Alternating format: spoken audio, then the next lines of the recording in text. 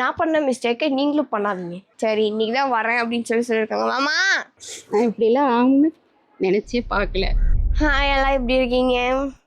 நேற்று உங்களுக்கு டேல அப்படி போச்சு, இன்னைக்கு எப்படி போகும்னு எனக்கே தெரில. என் டேவே சில பல பிளான்லாம் போடுறோம், ஆனால் அது சக்ஸஸ் ஆக மாட்டேங்குது. ஒரு எக்ஸாம்பிள் சொல்கிறேன் பாருங்க. சென்னைக்கு வந்தப்போ நான், எங்கள் அண்ணன், எங்கள் ஹஸ்பண்ட் எல்லாம் சேர்ந்து கம்ப்யூட்டரில் ஒரு நாள் ரெஸ்ட்டு ஒரு நாள் வெளியே போகிறோம், ஒரு நாள் ரெஸ்ட்டு ஒரு நாள் வெளியே போகிறோம். ஆக மொத்தத்தில் நாங்கள் வெளியே போனதே ஒரு நாள் தான். நீங்கள் அந்த ஒரு நாளைக்கே ஜோஜோ கூட்டிகிட்டு வெளியே போகக்கூடாதுன்னு சொன்னீங்க, இந்த வெயிலில் வேணாம் சொல்கிறீங்கனால அது ஒரு பிளேஸ்க்கு மட்டும் போயிட்டு அதோட விட்டுட்டேன். இப்போ நான் எங்கள் ஊருக்கே கிளம்ப போகிறேன். இது வந்து நார்மல் தும்பல், நேற்று குடிச்சு ஜிகிரு இருந்தாலும் வரல. அதையும் வேற சொல்வீங்க. நீங்கள் வந்து டீத் கிளீன் பண்ணியே ஆகணும் அப்படிங்கிற ஒரு காரணத்தினால ஜோஜோவை சேஃபாக கூட்டிகிட்டு சேஃபாக போயிட்டு வந்துடுவோம், காரில் போயிட்டு வருவோம். நான் வெளியே ஃபர்ஸ்ட் டைம் ட்ராவல் பண்ணுறேன்னு எங்கெங்கே போனால் பூங்காவா, ஃபர்ஸ்ட் டைம் நாங்கள் பூங்காவுக்கு ஜோஜோவை கூட்டிகிட்டு போனப்பயே வெயிலில் ட்ராவல் பண்ணாதீங்க, குழந்தைய கூட்டிகிட்டு வெளியே எங்கேயும் போகாதீங்க, இன்ஃபெக்ஷன் ஆகிடும், ட்ரெயினில் ட்ராவல் பண்ணாதீங்க, சேஃபாக அப்படி போகிற மாதிரி இருந்தால் சேஃபாக காரில் போங்க, அதுவே வெயிலுக்கோசரம் தான் சொன்னீங்க. ஓகே, அதையும் நான் அக்செப்ட் பண்ணுறேன். ஏன்னா குழந்தை இப்போ தான் பிறந்துச்சு, அதோட ஸ்கின்னும் சென்சிட்டிவ், என்னோட ஸ்கின்னும் சென்சிட்டிவாக இருக்கும். இது மாதிரி பப்ளிக் டிரான்ஸ்போர்ட்டில் போகும்போது இன்ஃபெக்ஷன் ஆக வாய்ப்பு இருக்குது அப்படிங்கிறதுனால வேணாம்னு சொன்னீங்க. அதனால் நான் போட்ட மொத்த பிளானில் ஒத்த பிளானை நிறைவேற்றிட்டு மொத்த பிளானையும் கவுத்து விட்டாச்சு, போச்சு, அவ்வளோதான். இப்போ எங்கேயும் போகலை. இதுலேருந்து நீங்கள் என்ன தெரிஞ்சுக்கணும்னா, நான் பண்ண மிஸ்டேக்கை நீங்களும் பண்ணாதீங்க. அது இல்லாமல் இப்போ ப்ரெக்னெண்ட்டாக இருக்கவங்க, நியூ பார்ன் பேபிக்கெலாம் தாண்டி நார்மலாகவே வெயில் அடிக்குது, வெளியே எங்கேயும் போகாதீங்க. ஓகே, பேபிக்கு பவுடர் அடிக்காதீங்கன்னு தான் நிறைய பேர் சொல்கிறீங்க. ஓகே, பேபிக்கு பவுடர் அடிக்காமல் லோஷன் ஏதாவது போட்டுவிடுங்க அப்படின்னு சொல்கிறீங்க. ஏன்னா அது பேபிக்கு வந்து சென்சிட்டிவான ஸ்கின்னாக இருக்கும். நீங்கள் சொல்கிறனால அதை அக்செப்ட் பண்ணிக்கிறேன் நான். இன்னொன்று என்னென்னா, பேபிக்கு பவுட்ரு அடிக்கிறேன்னா கை கால் வயிற்றுக்கு மட்டும் அடிக்கணுமா, ப்ரைவேட் பிளேஸ்லையோ ஃபேஸ்லலாம் நம்ம இப்படி அடிக்கும் போது என்னாகும், அந்த டஸ்ட் அப்படியே மூக்கில் போகும், பேபிக்கு அந்த ஸ்மெல்லு செட் ஆகாது, தும்பல் வரும். ஏன்னா நியூ பார்ன் பேபியில் செட் ஆகாமல் போயிடும். அதனால் வந்து என்ன சொல்கிறீங்க, கைக்கு காலுக்கு வயிற்றுக்கு இதுக்கு மட்டும் அடிங்க. ப்ரைவேட் பிளேஸு, அந்த தொப்புளுக்கு பவுட்ரு வைக்கிறது, மூஞ்சிக்கு பவுட்ரு அடிக்கிறது அதெல்லாம் அவாய்ட் பண்ணுங்கன்னு சொல்கிறீங்க. ஓகே, அந்த பாயிண்ட்டையும் நான் அக்செப்ட் பண்ணிக்கிறேன். முடிஞ்ச அளவுக்கு நீங்களும் இதை அவாய்ட் பண்ணிக்கோங்க. லோஷன் ட்ரை பண்ணுங்க. நான் லோஷன் தான் எங்கள் ஊருக்கு போனதுக்கப்புறம் ட்ரை பண்ணேன். ஓகே, சரி, காலைக்கு பூவை சாப்பிட போகலாமா? எல்லாரும் ஐஸ் வாட்டர் ஜிகிருதம் தான் குடிச்சதுக்கு டென்ஷன் ஆகிட்டீங்க போல்.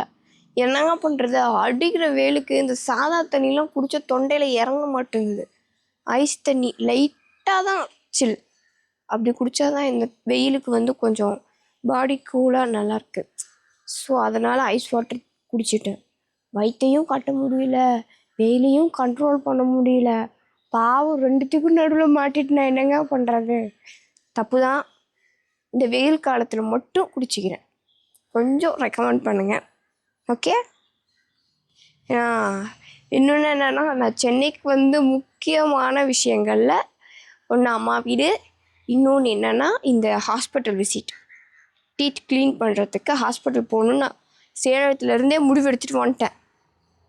நான் இங்கே இருக்கும் போது இதுக்கு முன்னே பண்ணியிருக்கேன், இப்போ இது செகண்ட் டைம் எனக்கு. ஸோ கம்பல்சரி அது பண்ணணும். அதனால தான் ஹாஸ்பிட்டல் கிளம்பிட்டுருக்கோம். சேஃபாக போயிட்டு சேஃபாக வருவோம். Don't feel. நீங்கள் ஆவலுடன் அடிக்கடி கேட்டுக்கொண்டிருந்தேன், எங்கள் அம்மா வந்து உங்களுக்கு இன்னைக்கு தான் வந்து அக்செப்ட் பண்ணியிருக்காங்க மாமா அப்படின்னு சொல்லி கூப்பிட்டேன் வீடியோக்கு. சரி இன்னைக்கு தான் வரேன் அப்படின்னு சொல்லியிருக்காங்க. மாமா ஏன்ட்டியா சொல்கிறாங்க சார், இவங்க தான் எங்கள் மம்மா, எங்கள் அம்மா. நல்லா ஐஸ் வைக்கணும்னா எங்கள் அம்மா பேர் ராணியா. ராணி அப்படிம்பேன்.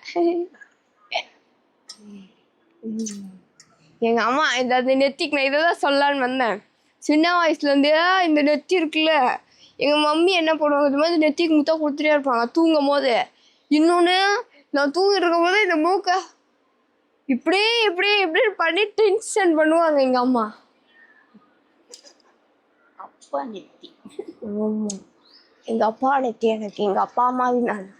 எங்கள் அத்தைக்கு எப்படி வந்து நான் ஒரு சின்ன பிள்ளையான மருமகளோ அதே மாதிரி எங்கள் அம்மாவுக்கு வந்து என் ஹஸ்பண்ட் ஒரு சின்ன பிள்ளையான மருமகன். ஆமா, எங்கள் ஹஸ்பண்ட் எது சொன்னாலும் எங்கள் அம்மா நம்பிடுவாங்க. அப்படியே பொய்யே உண்மை மாதிரி சொன்னாலும் எங்கள் அம்மா நம்பிடுவாங்க. அப்படியே தம்பி தம்பி தான் கூடுவாங்க, தம்பி அப்படிம்பாங்க எங்கள் அம்மா. எங்க சொந்த அண்ணன் பையன். அவங்க 4 வருஷமா லவ் பண்ணாங்க. நான் ஒத்துக்கவே இல்லை. ஏன்னா படிச்சுட்டு இருக்கும்போதே லவ் பண்ணதுனால, பெரிய பொண்ணுக்கு மேரேஜ் ஆனதுனால அது 1 வருஷம் மேரேஜ் முடிஞ்சு கல்யாணம் பண்ணி வைக்கணும்னு நாங்கள் படிக்கட்டும் அப்படின்னாங்க. அவ ஆசை நிறைவேறல. அதனால எங்க மம்மிலாம் எங்க சின்ன பொண்ணு ஆசை நிறைவேறணும், 3 வருஷம் படிக்கணும்னு சொன்னதுக்கப்புறம் தான் எங்கள் அண்ணன் பையனுக்கு நான் கொடுக்கணும்னு சொல்லிட்டேன். எங்கள் அண்ணன் வீட்லேயும் ஒத்துக்கணும்னு சொன்னேன், ஒத்துக்கிட்டாங்க. கல்யாணம் ஆகி குழந்தைய பிறந்துச்சு. எங்க அம்மா இப்பதான் நான் லவ் பண்ண ஸ்டோரி நினைச்சு அழுதுட்டு இருக்குது. நான் இப்படிலாம் ஆகும்னு நினச்சே பார்க்கல. எங்கள் பொண்ணு 3வது படிக்கும்போது எங்கள் ஹஸ்பண்ட் இறந்துட்டாங்க ஹார்ட் அட்டாக்ல. அப்பயே எங்கள் அண்ணன் சொன்னாங்க, ஒரு பொண்ணு நான் கட்டிக்கிறேன் ராணி, நீ கவலைப்படாத. அழுவாத, எதுக்கு அழுவ? அதான் நல்லா பார்த்துக்கிறாங்க. எனக்கு என்ன அதில் என்ன நான் அப்புறம் எக்ஸ்பிளைன் பண்ணுறேன். என்னோட லவ் ஸ்டோரியில் ஒன்றுனா வரும், பார்க்கலாம். பாய், தொடர்ந்து இணைப்பில் இருங்கள். எங்கள் அம்மாவை போய் நான் கண்ட்ரோல் பண்ணுறேன். எங்கள் அம்மா கொஞ்சம் நாங்கள் இதுக்கு முன்னாடி பட்ட கஷ்டத்தெல்லாம் நினச்சி கொஞ்சம் எமோஷ்னல் ஆகிட்டாங்க. அவ்வளோ இருக்குது எங்களுக்கு பின்னாடி. எதுக்குமே எப்படி சொல்கிறது, என் ஹஸ்பண்ட் சைட்லேயும் ஒரு பின்னாடி ஃபீட்பேக் இருக்குது. ஒரு பேடான ஒரு அது என்ன சொல்லுவாங்க, ஒரு பேட் கதை இருக்குது. எங்களோட லைஃப் பின்னாடியுமே ஒரு பேடான கதை இருக்குது. ரொம்ப எங்கள் அம்மா கஷ்டப்பட்டு எங்களை வளர்த்து நான் இப்போ இந்த இடத்துல இருக்கனால எங்கள் அம்மா கொஞ்சம் எமோஷ்னல் ஆகிட்டாங்க, வேறு ஒன்றும் இல்லை. ஸோ நான் ஹாஸ்பிட்டல் கிளம்பிட்டோம். ஹாஸ்பிட்டல் போயிட்டு என்ன பண்ணுறோன்னு பார்க்கலாம். தொடர்ந்து இணைப்பில் இருங்கள். ஹாஸ்பிட்டலுக்கு வழியாக வந்துட்டோம். இங்கேருந்து அங்கே ஒரு என்ட்ரன்ஸ் தெரியுதுல்ல, அங்கேருந்து அங்கே ஒரு என்ட்ரன்ஸ் தெரியும், அது வரைக்கும் நடந்து போகணும்.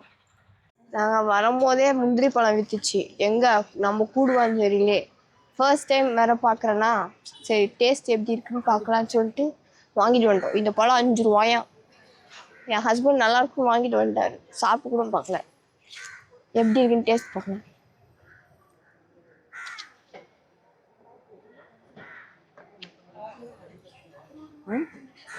துவப்பா இருக்கு, நாக்குல ஏதோ புடியுது. இன்னும் பழுக்கணுமா? அவங்க தான் 12 மணிக்கு வர சொன்னாங்க, நாங்கள் 12 மணிக்கு வந்தோம். இப்போ என்னடான்னா நாளைக்கு வாங்கன்னு சொல்லிட்டாங்க. அதனால இன்னொரு டைம் ட்ரை பண்ணி பார்க்கலாம் அப்படின்னு சொல்லிட்டு, எனக்கு மட்டுமாச்சும் பார்க்கலான்னு சொல்லிட்டு போகலான்னு லிஃப்ட்டுக்கு வந்தோம். லிஃப்ட்டே ஓப்பன் ஆகல. ஜோஜோ கூட்டிகிட்டு போய் பார்த்தோம். நானே எங்கள் அம்மாவும் ஒரு கேர்ள் ஒரு சிஸ்டர் தான் வந்தாங்க. இது மாதிரி டீத் க்ளீன் பண்ணும், ரொம்ப தூரத்துலேருந்து வரேன்னு சொன்னேன். இப்போ ஒரு மேம் தான் இருக்காங்க. அவங்க வந்து இதுக்கு முன்னாடி அப்பாயின்மெண்ட் கொடுத்தவங்களுக்கு தான் போயிட்டுருக்கு. அதனால் திரும்ப இப்போ வரவங்களுக்குலாம் அப்பாயின்மெண்ட்டு நாளைக்கு கொடுத்துட்ருக்கோம். அப்பாயின்மெண்ட்டு நீங்கள் என்ன பண்ணுறீங்க, நாளைக்கு 8:30 இல்லைன்னா 9 மணிக்கு வந்துடுங்க, அவங்களுக்கு நான் பண்ணுறேன் அப்படின்னு சொல்லி சொன்னாங்க. அப்புறம் நான் ஊன்னா வந்துட்டோம். எங்க செல்லும் பாதை என்னாச்சு? அது பாய் பாய், தொடர்ந்து இணைப்பில் இருங்கள்.